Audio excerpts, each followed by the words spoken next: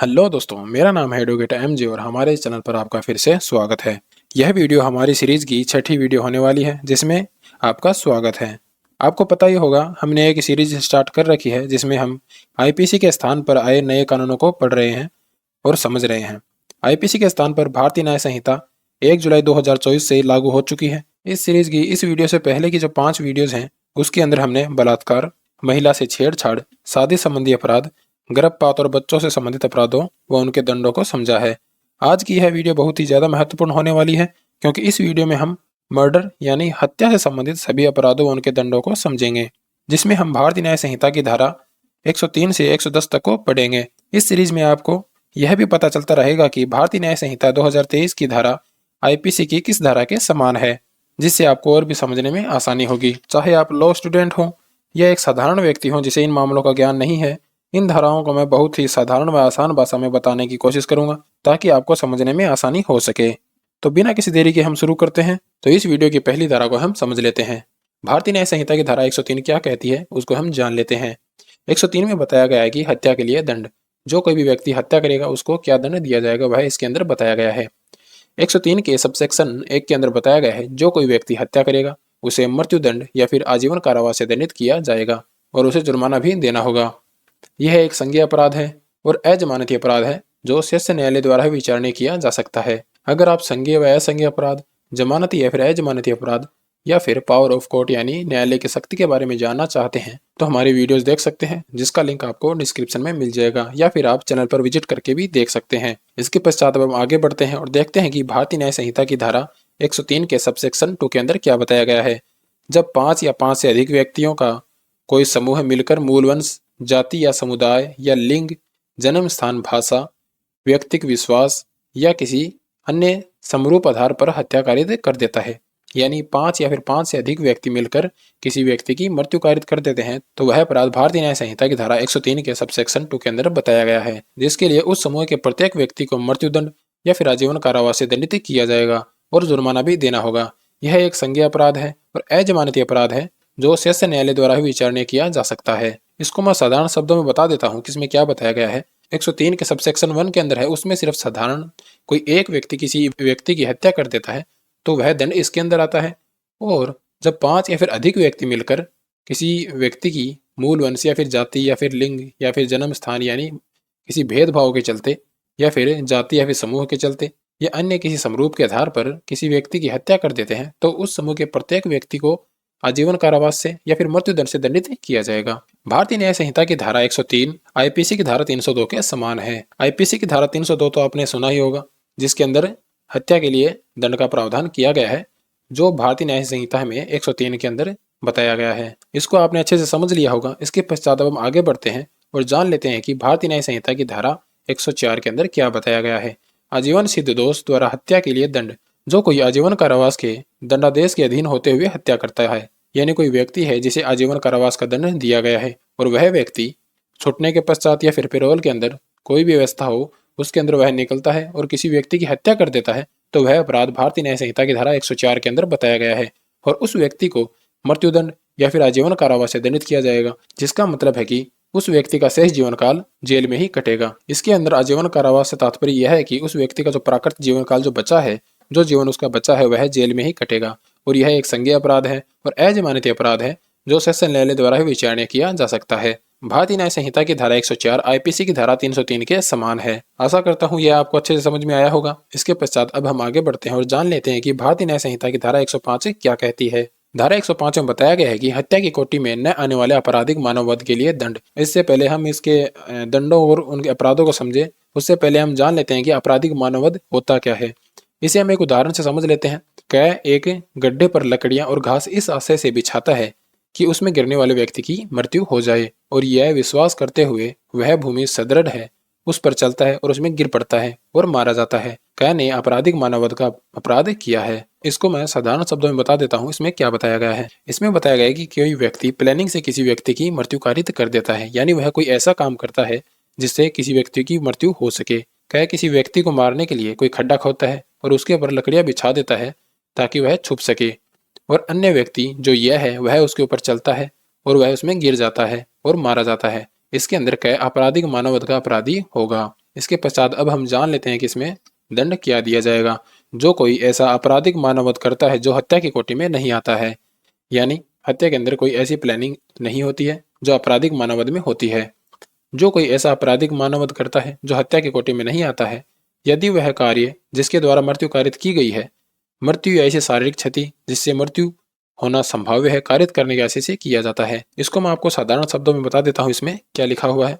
इसके अंदर बताया गया है, कोई व्यक्ति है और वह जानता है यह कार्य करने से किसी अन्य व्यक्ति की मृत्यु हो जाएगी, उसके पश्चात भी अगर वह यह कार्य करता है और उस कार्य से किसी व्यक्ति की मृत्यु हो जाती है, तो उस व्यक्ति को आजीवन कारावास से दंडित किया जाएगा, या फिर ऐसे किसी कारावास से दंडित किया जाएगा जो 5 वर्ष से कम का नहीं होगा और जो 10 वर्ष तक का हो सकेगा। यानी आजीवन कारावास से दंडित किया जाएगा या फिर 5 वर्ष से 10 वर्ष तक के कारावास से दंडित किया जाएगा और उसे जुर्माना भी देना होगा।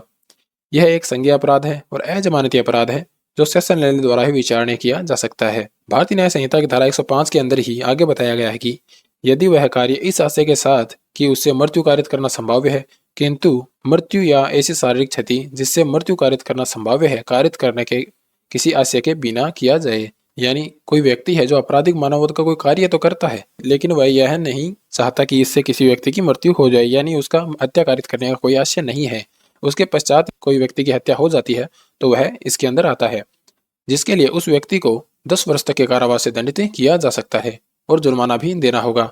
यह एक संज्ञेय अपराध है और अजमानती अपराध है जो सेशन न्यायालय द्वारा ही विचारणा किया जा सकता है। भारतीय न्याय संहिता की धारा 105 आईपीसी की धारा 304 के समान है। अगर आपको इसमें कुछ समझ में नहीं आए तो आप कमेंट बॉक्स में बता सकते हैं, उसका जवाब मैं जरूर दूंगा, आपको समझाने की पूरी कोशिश करूंगा। इसके पश्चात अब हम आगे बढ़ते हैं और जान लेते हैं कि भारतीय न्याय संहिता की धारा 106 के अंदर क्या बताया गया है। भारतीय न्याय संहिता की धारा 106 में बताया गया है कि उपेक्षा द्वारा मृत्यु कारित करना। उपेक्षा का मतलब है उतावलेपन या फिर लापरवाही से किसी व्यक्ति की मृत्यु कारित हो जाती है तो वह अपराध इसके अंदर आएंगे। भारतीय न्याय संहिता की धारा 106 के सबसेक्शन 1 के अंदर जो बताया गया है वह हम जान लेते हैं। जो कोई उतावलेपन या फिर उपेक्षापूर्ण यानी लापरवाही से किसी ऐसे कार्य से किसी व्यक्ति की मृत्यु कारित करता है जो आपराधिक मानववध की कोटि में नहीं आता है। इस सेंटेंस को मैं बता देता हूँ इसमें क्या बताया गया है।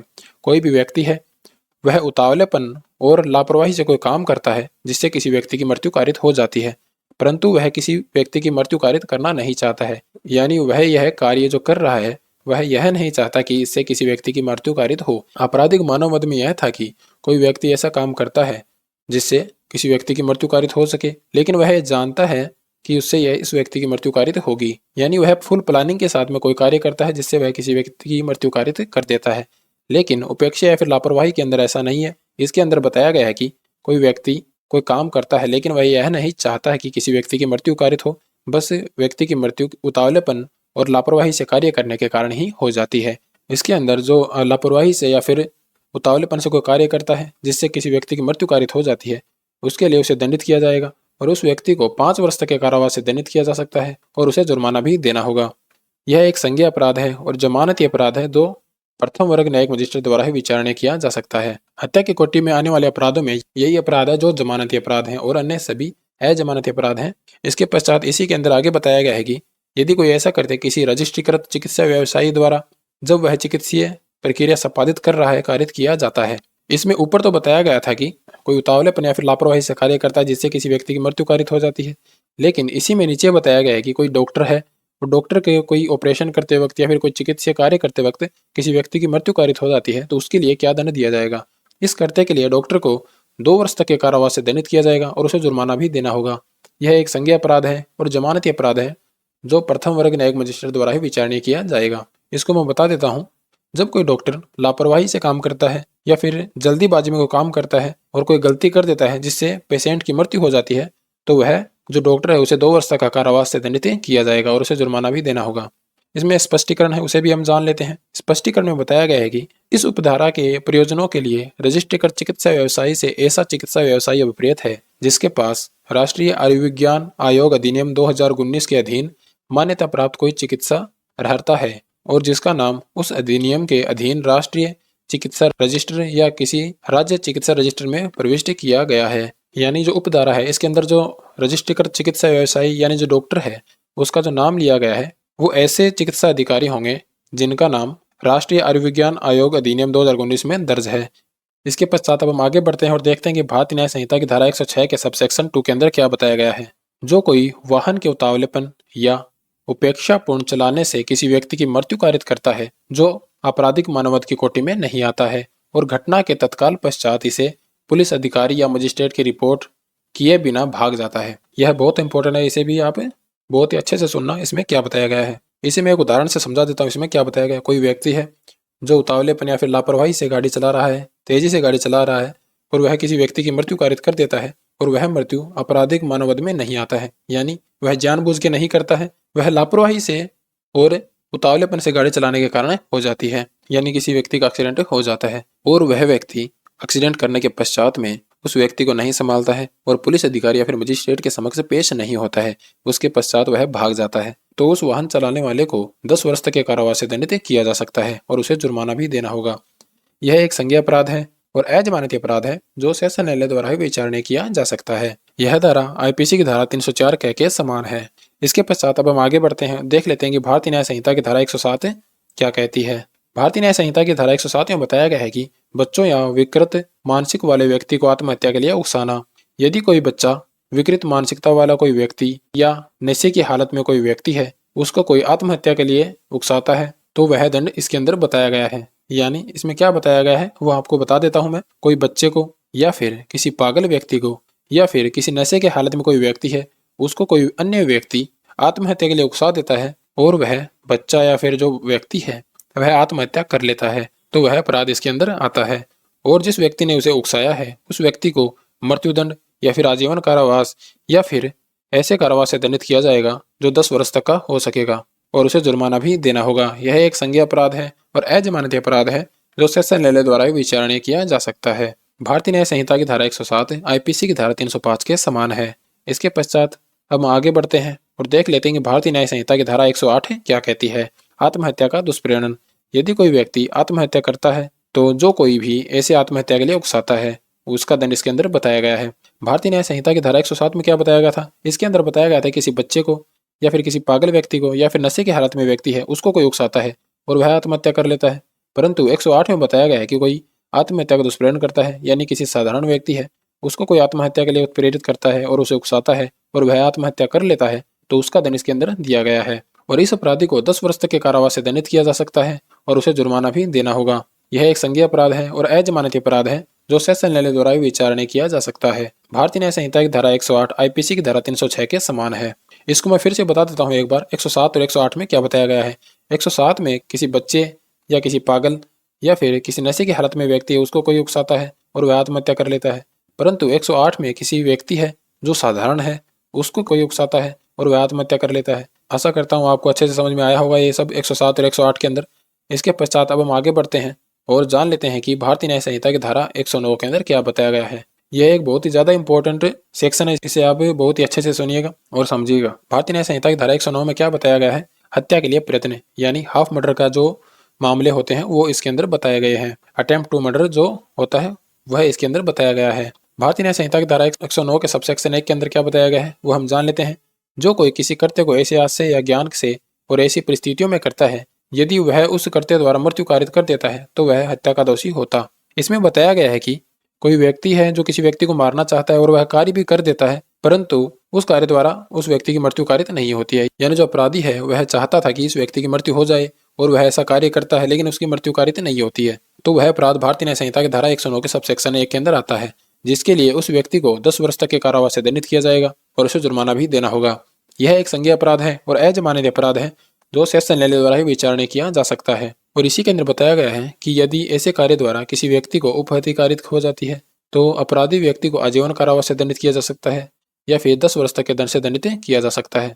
यह एक संज्ञेय अपराध है और अजमानती अपराध है जो सेशन न्यायालय द्वारा ही विचारणा किया जा सकता है। भारतीय न्याय संहिता की धारा 109 के सबसेक्शन 1 के अंदर जो बताया गया है उसे मैं एक उदाहरण से बता देता हूँ।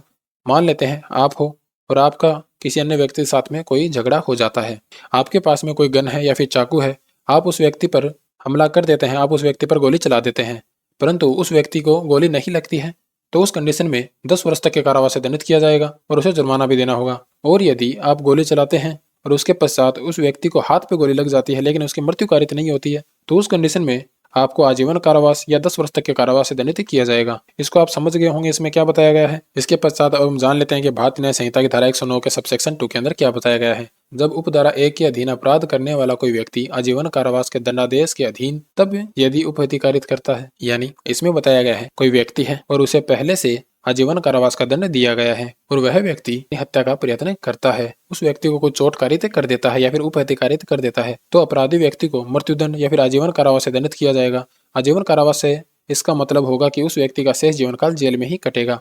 यह एक संज्ञेय अपराध है और अजमानती अपराध है जो सेशन न्यायालय द्वारा विचारणा किया जा सकता है। अगर इसके अंदर आपका कोई डाउट रहा है तो वह अब क्लियर हो जाएगा, क्योंकि अब हम इससे कुछ संबंधित कोई उदाहरण समझेंगे। यह का वध करने के आशय से कै उस पर ऐसी परिस्थितियों में गोली चलाता है कि यदि मृत्यु हो जाए तो कै हत्या का दोषी होता, कै इस धारा के अधीन दंडनीय होगा। यानी कोई व्यक्ति है, यह है, और वह कै की हत्या करने के आशय से उस पर गोली चलाता है, परंतु वह उसको गोली नहीं लगती है, तो वह हत्या के प्रयत्न में दोषी होगा और दंडनीय किया जाएगा। दूसरे उदाहरण को समझ लेते हैं। कै सुकुमार अवस्था के किसी शिशु की मृत्यु कारित करने के आशय से उसे एक निर्जन स्थान में आरक्षित छोड़ देता है। कै ने इस धारा द्वारा परिभाषित अपराध किया है, यद्यपि परिणाम स्वरूप उस शिशु की मृत्यु नहीं होती है। इसमें बताया गया है कै कोई व्यक्ति है, वह सुकुमार अवस्था के किसी बच्चे को किसी सुनसान जगह पे छोड़ आता है और वह उसे मृत्यु कारित करने के आशय से उसे ही छोड़ आता है, परंतु उस शिशु की मृत्यु कारित नहीं होती है। तीसरे उदाहरण की ओर बढ़ते हैं इसमें और जान लेते हैं क्या बताया गया है। इसमें बताया गया है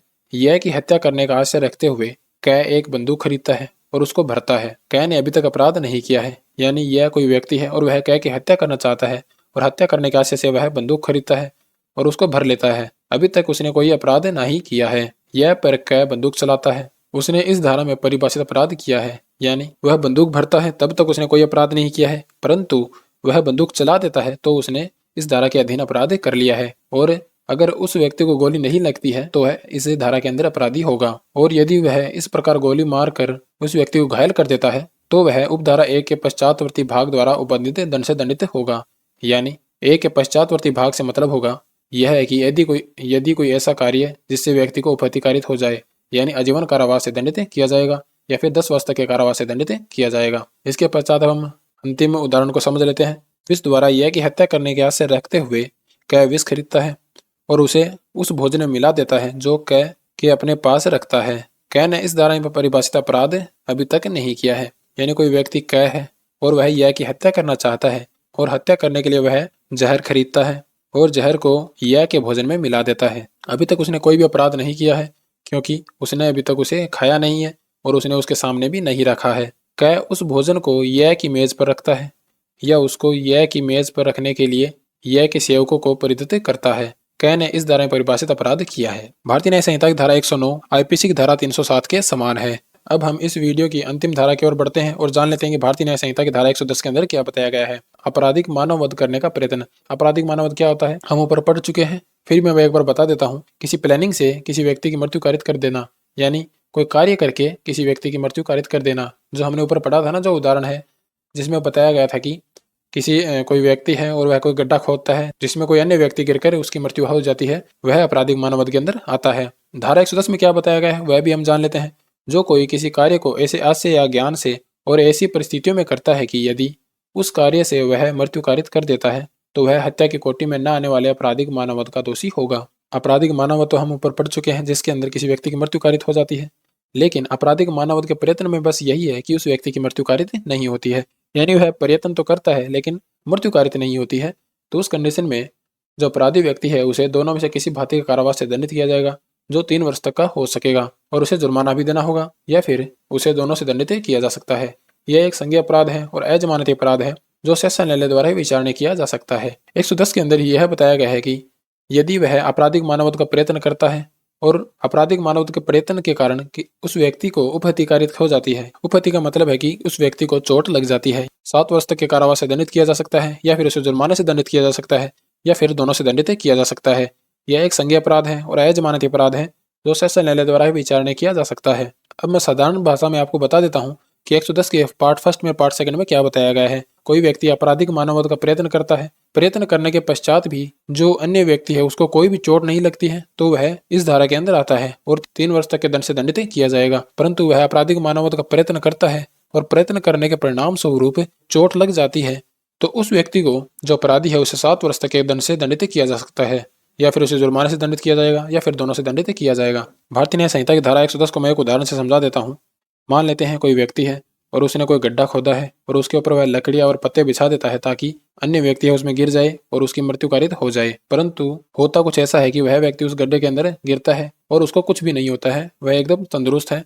तो उस व्यक्ति को 3 वर्ष तक के कारावास से दंडित किया जाएगा, या फिर उसे जुर्माना देना होगा, या दोनों से दंडित किया जाएगा। और अगर वह व्यक्ति गड्ढे में गिरने के पश्चात उसको कोई चोट लग जाती है तो अपराधी व्यक्ति को 7 वर्ष तक के दंड से दंडित किया जा सकता है, या फिर उसे जुर्माने से दंडित किया जाएगा, या फिर दोनों से दंडित किया जाएगा। भारतीय न्याय संहिता की धारा 110 आईपीसी की धारा 308 के समान है। अब मैं आपको ऐसा कुछ बताऊंगा जिससे आप इन सभी धाराओं को अच्छे से याद कर सकेंगे। भारतीय न्याय संहिता की धारा 103, 104, 105 और 106 के अंदर जो अपराध है वह मृत्यु से संबंधित है, यानी इसके अंदर सभी मृत्यु कारित करने से संबंधित अपराध हैं। और 107 और 108 के अंदर भड़काने से संबंधित है, यानी आत्महत्या के लिए उकसाने के जो अपराध हैं वो 107 और 108 के अंदर हैं। और 109 और 110 के अंदर हैं जो हत्या के प्रयत्न से संबंधित अपराध हैं।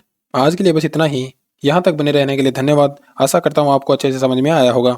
ऐसी ही लॉ से रिलेटेड वीडियो देखते रहने के लिए हमें लाइक एंड सब्सक्राइब कर लें। इसके बावजूद अगर आपको कोई डाउट रह गया हो तो कमेंट बॉक्स में जरूर बताइएगा, मैं इसका जवाब जरूर दूंगा। और कमेंट बॉक्स में अपना एक्सपीरियंस भी शेयर कीजिएगा।